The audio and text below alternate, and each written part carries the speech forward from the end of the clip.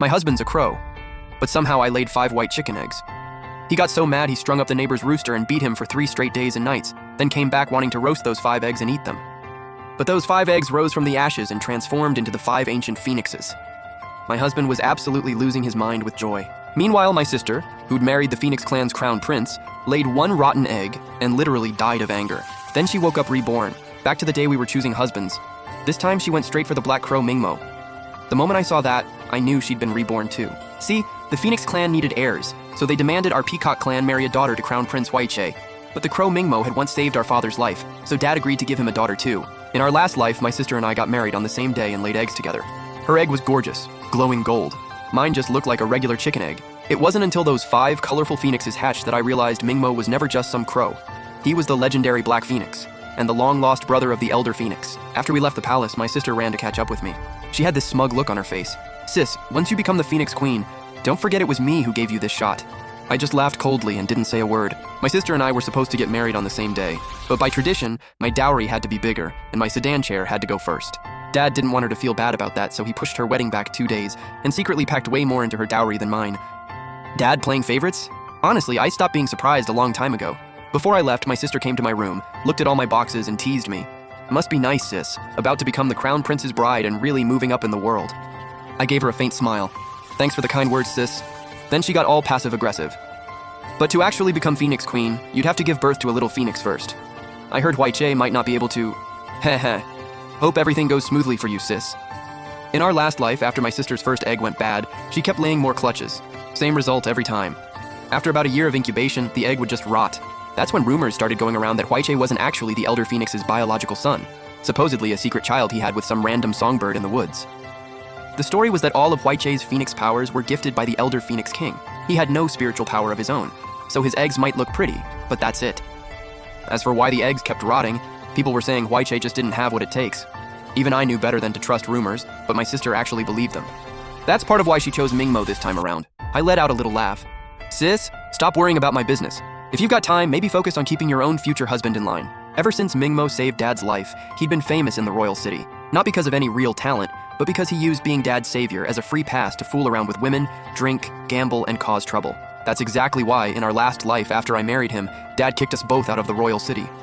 Sure enough, the moment Mingmo's name came up, my sister's face went cold. "Qiuyi, you think I actually like him? I'm just using him for his genes. Don't get too cocky. We'll cross paths again real soon, and by then, you'll be the one coming to me for help."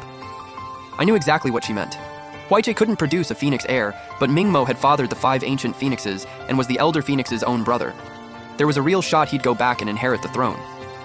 That was her second reason for choosing Mingmo. I said, "Can't wait to see how that plays out." She'd thrown everything she had at me, but it all just bounced right off. She left with a nasty look on her face. She reached the doorway and suddenly started yelling, "Where did this beggar come from? He got filth all over my dress. Somebody get rid of him now." Hearing that, I got up and went outside. Sure enough, there was a beggar in the courtyard being shoved toward the gate by a couple of guards. It hit me. In our last life, when my sister and I were heading to our weddings, this same beggar had shown up on the road. My sister tried to drive him away then too, and I was the one who stopped it. But how did he end up in my courtyard this time? "Stand down!" No time to overthink it. I rushed over and stopped the guards. "Today is my wedding day. He probably just wandered in by mistake."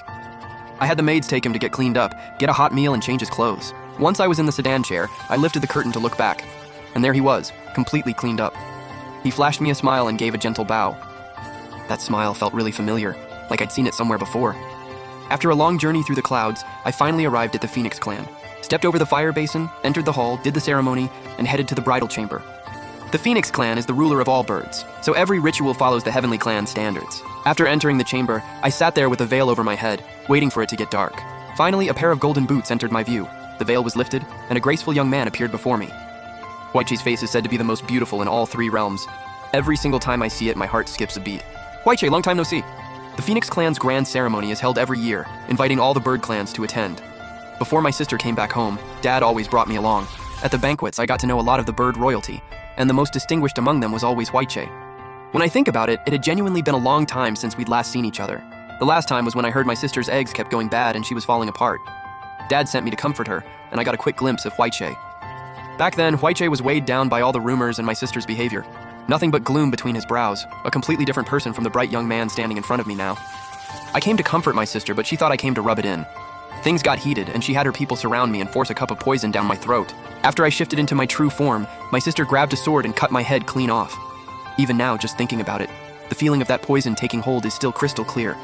My neck went cold just from the memory. White Jay must have thought I was feeling unwell and asked if I needed him to call the royal physician. I shook my head. I'm fine, I'm just hungry. By tradition, the bride isn't supposed to eat anything. White Jay heard that, then turned and walked out. He was back in no time carrying a food box. When he lifted the lid, I actually froze for a second. It was all my favorite dishes. He actually remembered. That little detail really got to me. I couldn't help but think back to the night I married Mingmo. He'd been drinking heavily, and after he lifted my veil, he stepped out too, but not to get me food. He came back with a golden canary. He looked at me and said, "Wedding night's way more fun with 3." I was furious. I had him thrown out on the spot. Just thinking about that humiliation made me anxious about what was coming tonight. Because my first wedding night had been nothing like I'd imagined. Mingmo was rough and completely selfish. He only cared about himself. Even when I was hurt, he didn't stop. So after we ate and I lay down, my whole body started trembling. White Jay took off his wedding robe and glanced over at me. "Huey, you're scared of me." I shook my head. "No, I'm not." "Then what is it?" White Jay asked. I thought about it, then decided to be straight with him. "I'm just not ready." White Jay let out a soft "oh" and lay down beside me. His gentle voice settled into my ear, and his warm hand quietly covered mine. "Then we'll wait until you're ready." On the third day, White Jay and I headed back to visit my family, and the moment we entered the royal city, we heard what had happened with my sister. Yesterday was supposed to be her big day, but that night, Mingmo brought a golden canary into the bridal chamber.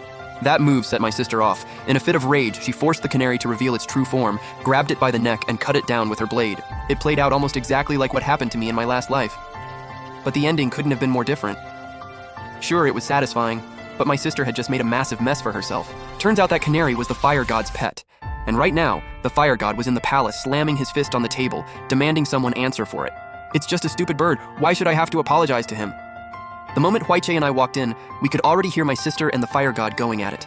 The fire god said, "Zhur was like family to me. No matter what he did wrong, you had no right to kill him." My sister fired back. "That bird was going after my man. He deserved it." The fire god snapped, "Then why didn't you just kill your own man?"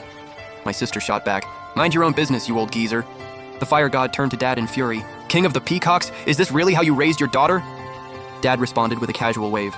"Fire god, please don't get worked up. She's young and didn't know any better. Let it slide." By this point, the fire god had figured out that Dad was fully covering for my sister. He completely lost it, threw his sleeves back and stormed out, vowing on his way out that he wouldn't let the Peacock clan off the hook. Hearing that, I stepped forward to talk some sense into my sister.